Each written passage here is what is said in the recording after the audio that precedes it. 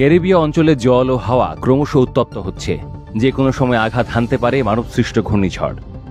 দক্ষিণ ক্যারিবীয় সাগরে আন্তর্জাতিক জলসীমায় যুক্তরাষ্ট্রের একটি রণতরীর কাছাকাছি উড়ে গেছে ভেনেজুয়েলা দুটি সামরিক বিমান।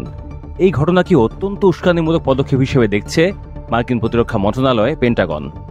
একই সঙ্গে ভবিষ্যতে এ ধরনের কর্মকাণ্ড থেকে বিরত থাকতে ভেনেজুয়েলাকে কঠোর হুঁশিয়ারি দিয়েছে ওয়াশিংটন।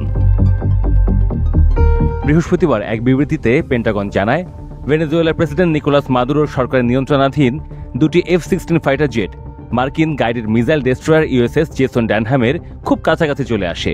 তবে মার্কিন যুদ্ধজাহাজটি কোনো সংঘাতে জড়ায়নি বলে জানানো হয়। পেন্টাগনের বিবৃতিতে আরও বলা হয়, যুক্তরাষ্ট্রে মাদক ও সন্ত্রাস বিরোধী অভিযানে কোন প্রকার হস্তক্ষেপ বা বাধা সহ্য করা হবে না। নিউ ইয়র্ক টাইমসের এক প্রতিবেদনে এক মার্কিন প্রতিরক্ষা কর্মকর্তার উদ্ধৃতি দিয়ে জানানো হয়, এটি ভেনেজুয়েলার কার্টেল সমর্থিত সরকারের সুস্পষ্ট বার্তা প্রদানের একটি প্রচেষ্টা। অন্যদিকে ভেনেজুয়েলার রাষ্ট্রীয় সংবাদ মাধ্যম প্রেসিডেন্ট নিকোলাস মাদুরোর ঘোষণাকে তুলে ধরেছে। সেখানে তিনি জানান, দেশের বলিভারিয়ান মিলিশিয়া প্রথমবারের মতো পূর্ণ শক্তিতে সক্রিয় হচ্ছে এবং নতুন স্বেচ্ছাসেবকদের অন্তর্ভুক্ত করা হয়েছে। উল্লেখ্য, যুক্তরাষ্ট্র দীর্ঘদিন ধরে মাদুরো সরকারকে আন্তর্জাতিক মাদক পাচার চক্রের সঙ্গে জড়িত থাকার অভিযোগ করে আসছে। গত অগাস্টে ওয়াশিংটন তার অবস্থান জানিয়ে বলে, মাদুরোর গ্রেপ্তারে তথ্য দিলে $5 কোটি পুরস্কার দেওয়া হবে। এরপর যুক্তরাষ্ট্রের নৌবাহিনী ভেনেজুয়েলার উপকূলে 7টি যুদ্ধজাহাজ ও একটি পরমাণু চালিত সাবমেরিন মোতায়েন করে।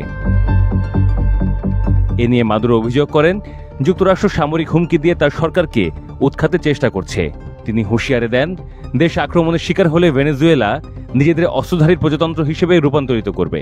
এমন উত্তেজনাপূর্ণ পরিস্থিতির মধ্যেই গত মঙ্গলবার যুক্তরাষ্ট্রের বাহিনী দক্ষিণ ক্যারিবীয় সাগরে একটি দ্রুতগামী নৌকায় হামলা চালায়, যেটিকে তারা মাদক পাচারকারীদের নৌকা হিসেবে দাবি করে। ওই অভিযানে 11 জন নিহত হন। তবে ভেনেজুয়েলা ওই ঘটনাকে বিচার বহির্ভূত হত্যাকাণ্ড হিসেবে আখ্যায়িত করেছে। কারাকাসের দাবি, যুক্তরাষ্ট্র বিনা প্রমাণে সাধারণ মানুষকে হত্যা করেছে। অভিযুক্ত নৌকাটি সত্যি সশস্ত্র ছিল কিনা এবং তা যুক্তরাষ্ট্রের জন্য তাৎক্ষণিক হুমকি সৃষ্টি করেছিল কিনা সে প্রশ্ন তুলেছেন আন্তর্জাতিক আইন বিশেষজ্ঞরাও। আইন বিশ্লেষকরা বলছেন, এ ধরনের পদক্ষেপে আন্তর্জাতিক মানবাধিকার ও সামুদ্রিক আইন লঙ্ঘন হতে পারে।